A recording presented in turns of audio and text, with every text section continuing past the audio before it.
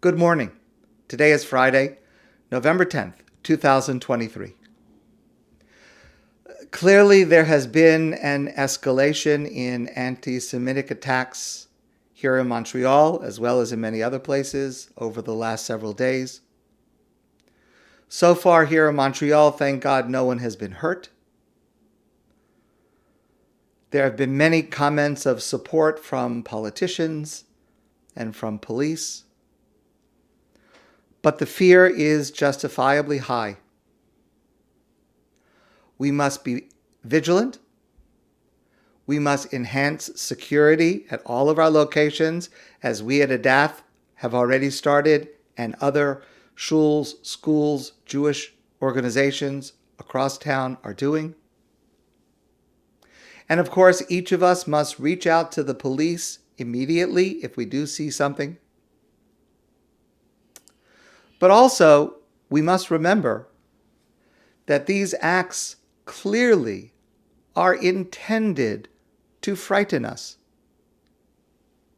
And I urge every one of us who is able to attend shul this Shabbos. First, to be able to pray, to study Torah, to connect with each other, which is so important for ourselves and so important to be able to pray for Israel together. And also to gather in synagogues this Shabbos to show the haters they will not win. To show the haters that we are proud to be Jews, we are proud to live Jewishly, and we will not be intimidated from doing so. Please, if you are able, attend shul this Shabbos. Yesterday, I learned something I must share with you. It's about last week's Torah portion, VaYeirah, and it resonates so deeply with this moment. First, just to set the scene, as you may know, every Friday there are many lists that are published in Israel that contain the starting time for Shabbos and the ending time for Shabbos, like occurs in all other places, Jewish places, but in Israel,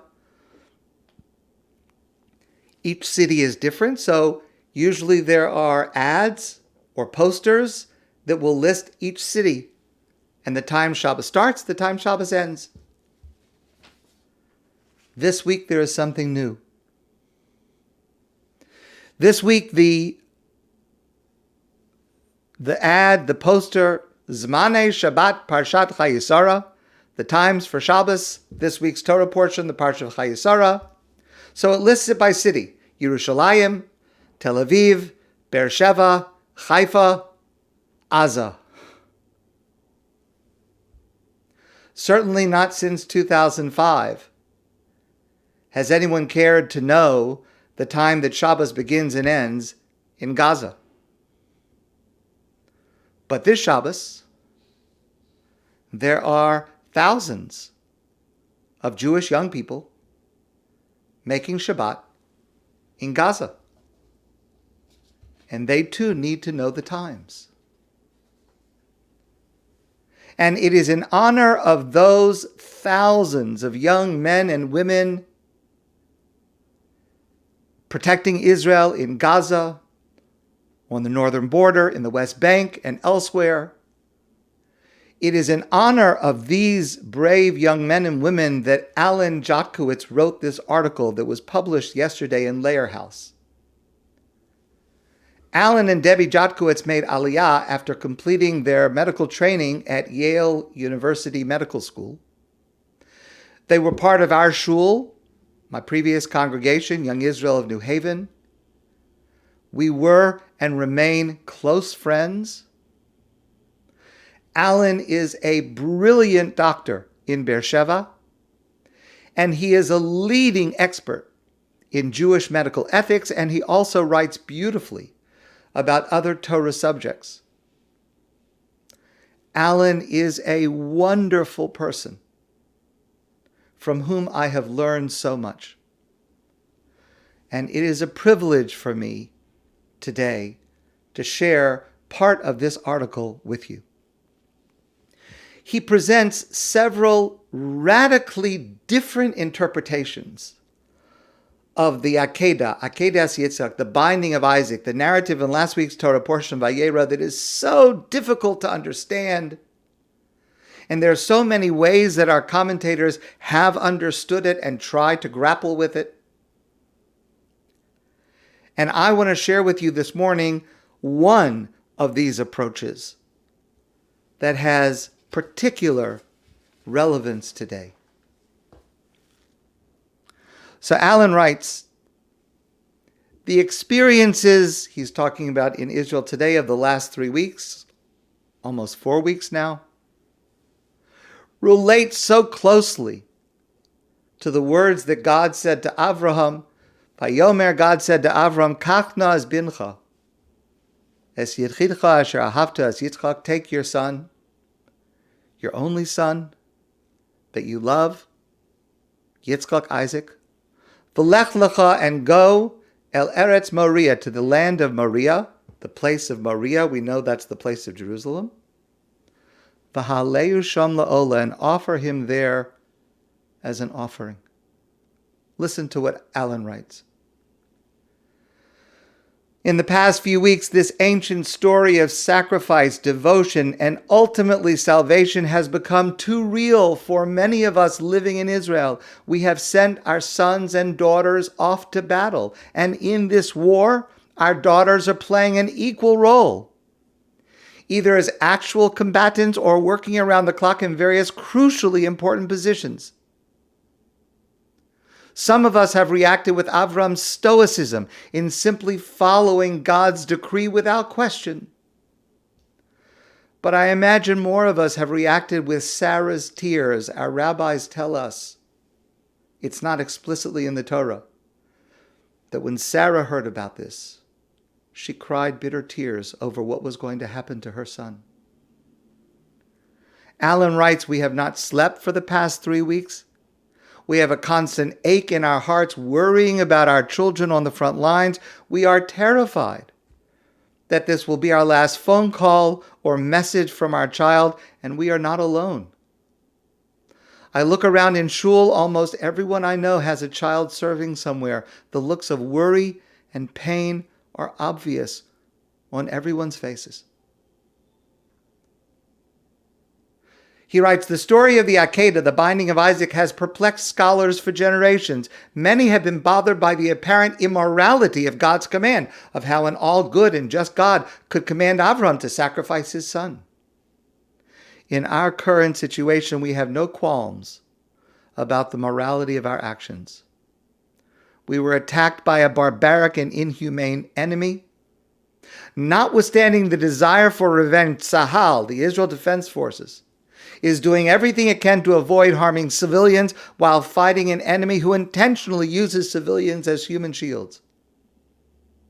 What we cannot understand is the reaction of the world to the immorality of our enemy. Why is the world not screaming about the murder and kidnapping of Jewish babies, the raping of Jewish women, the burning alive of Jewish women and children, and the killing of elderly Jews? Looking at some modern interpretations of the Akeidah narrative may provide us with a measure of inspiration for the current situation. And I will share one of them with you this morning that Alan lays out. This is the approach of Rabbi Yehuda Amital, about whom we so often speak, whose Torah we so often study, who is such a great Torah scholar and such an amazing religious humanist. Here's what Rav Amital says about the Akeidah.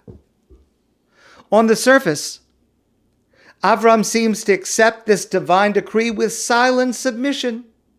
He's commanded to slaughter his son. He recognizes that nothing can stand in the way of divine command. He nullifies his own will before the will of God. It appears he suspends his feelings. His fatherly love, mercy, moral consideration, everything stops. It freezes. It disappears before the divine command. Rav Amital writes, I think this interpretation is entirely mistaken. Avraham's love for his son neither disappeared nor dissipated. On the contrary, its intensity was a necessary condition of this narrative, the Akeidah itself. The essence of the Akeidah lies precisely in that special loving relationship between father and son. Our sages portray our patriarchs and our matriarchs, the forefathers and the foremothers of the Jewish religion. They are not angels. We've discussed this before. They're not depicted as performing miracles and working wonders. On the contrary, they're presented to us as human characters in the loftiest sense, of course, but characters who are full of hesitations, emotions, and mixed feelings. And Rav Amital brings proof to his opinion, to his argument, from a passage in the Talmud that says that in former times when there was a public fast day that was proclaimed, there was an extra paragraph, an extra blessing that was added to the Amidah, to the Shemona Esrei. And in fact, this prayer is a prayer that we add today, all during the high holidays. In the Lehrhaus that we say, the special prayers we say. And this prayer has the following words: Misha Ana Lavram Avinu Bar Maria, the God who answered the prayer of Avraham on Mount Moriah, Hu Yaneni, God, please answer me now in my request. It is evident from this passage that Avram prayed to God that he would cancel his decree. Yes, he was prepared to do it, but he did not freeze his love for his son. Alongside his willingness to do what God said, he prayed that it be averted. And our rabbis in the Midrash express this in greater detail. Listen to this passage. The Torah says that Avram placed his son Yitzchak, Isaac, on the altar. Listen to what the rabbis say. Avraham's eyes gazed on Yitzchak, and Yitzchak's eyes gazed at the heavens. Tears welled and fell from Avraham's eyes until the pool of tears was as tall as he was. He said to him, my son, since you have already expressed your readiness to relinquish your blood, may your Creator find a different sacrifice in your place. Remember, of course, Avraham had to do this act, but Yitzchak had to willingly participate. And so Avraham prayed that somehow God would find a substitute so that he would not have to offer his son Yitzchak. And at that moment, Avram's mouth opened with a great weeping, and he sighed a great sigh, and his eyes wandered, seeking out the Shekhinah, God's presence, and he lifted his voice and said, the famous words that are later written in Tehillim, Esa anai el harim, I lift up my eyes to the mountains, may ayin yavo Ezri, where will my help come? Ezri me'im Hashem. Oseh shamayim v'aretz, my help comes from God, who created heaven and earth. And Alan Jotkowitz writes the following words: what we can do as parents today is to follow in the footsteps of our great ancestor Avraham and pray for the same answer given to him at Har HaMoriah. The angel said, do not stretch forth your hand. Do not harm him, for I know that you are a God-fearing man. And instead there was a substitute. And Yitzchak returned safely with his father. Avram was prepared to offer his son. He knew it was necessary to follow God's command, just as so many thousands of families know their sons and daughters must risk their lives now to save Am Yisrael, the Jewish people, to save Medinat Yisrael, the state of Israel. But just like Avraham, according to Rav Amital, they and we raise our voices in prayer Esa enai el hahorim me'ayin yavo ezri. We lift our eyes to the mountains. We ask, from where will my help come to bring them home safely, to bring the hostages home safely, to bring safety and security to all of the inhabitants of Israel and Jews around the world? Where will this help come? Ezri me'im Hashem, oseh shamayim va'aretz. Our help comes from God, creator of heaven and earth.